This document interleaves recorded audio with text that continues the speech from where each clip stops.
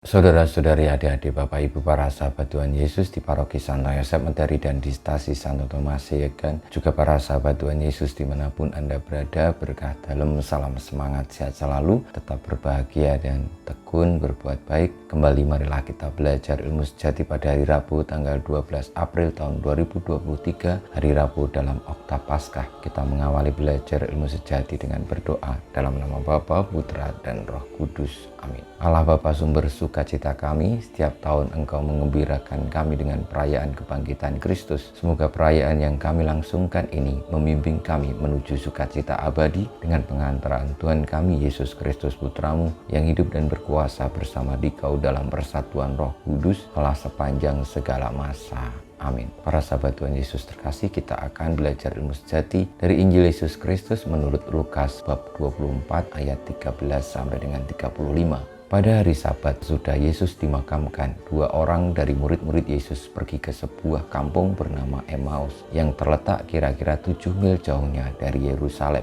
dan mereka bercakap-cakap tentang segala sesuatu yang telah terjadi. Ketika mereka sedang bercakap-cakap dan bertukar pikiran, datanglah Yesus sendiri mendekati mereka lalu berjalan bersama-sama dengan mereka. Tetapi ada sesuatu yang menghalangi mata mereka sehingga mereka tidak dapat mengenali Dia. Yesus berkata kepada mereka, "Apakah yang kamu percakapkan sementara kamu berjalan?" Maka berhentilah mereka dengan muka muram. Seorang dari mereka namanya Kleopas menjawabnya, "Adakah engkau satu-satunya orang asing di Yerusalem yang tidak tahu apa yang terjadi di situ pada hari-hari belakangan ini?" Katanya kepada mereka, "Apakah itu?" Jawab mereka, "Apa yang terjadi dengan Yesus orang Nazaret? Dia adalah seorang nabi yang berkuasa dalam pekerjaan dan perkataan di hadapan Allah dan di depan seluruh bangsa kami. Tetapi imam-imam kepala dan pemimpin-pemimpin kami telah menyerahkan dia untuk dihukum mati, dan mereka telah menyalibkannya. Padahal kami dahulu mengharapkan bahwa dialah yang datang untuk membebaskan bangsa Israel. Tetapi sementara itu telah lewat 3 hari sejak semuanya itu terjadi,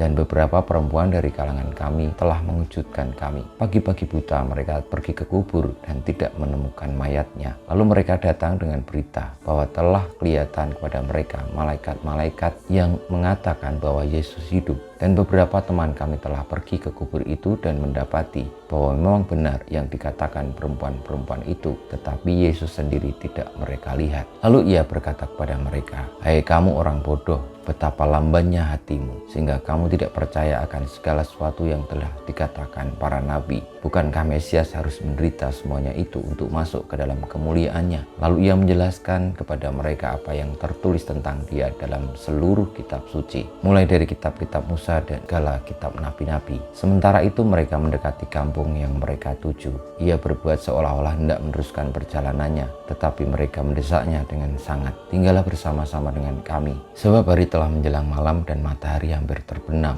Lalu masuklah ia untuk tinggal bersama-sama dengan mereka. Waktu duduk makan dengan mereka, ia mengambil roti, mengucap berkat, lalu memecah-mecahkan roti itu dan memberikannya kepada mereka. Ketika itu terbukalah mata mereka dan mereka pun mengenali dia. Tetapi Yesus lenyap dari tengah-tengah mereka. Kata mereka seorang kepada yang lain, "Bukankah hati kita berkobar-kobar ketika ia berbicara dengan kita di tengah jalan dan ketika ia menerangkan kitab suci kepada kita?" Lalu bangunlah mereka dan langsung kembali ke Yerusalem. Di situ mereka mendapati ke-11 murid. Mereka sedang berkumpul bersama teman-teman mereka. Kata mereka kepada kedua murid itu, "Sungguh Tuhan telah bangkit dan telah menampakkan diri kepada Simon." Lalu kedua orang itu pun menceritakan apa yang terjadi di tengah jalan dan bagaimana mereka mengenali Yesus pada waktu ia memecah-mecahkan roti. Demikianlah sabda Tuhan. Terpujilah Kristus. Para sahabat Tuhan Yesus yang terkasih, dua orang murid yang berjalan ke Emmaus akhirnya juga menjadi saksi kebangkitan Tuhan karena hatinya tetap teguh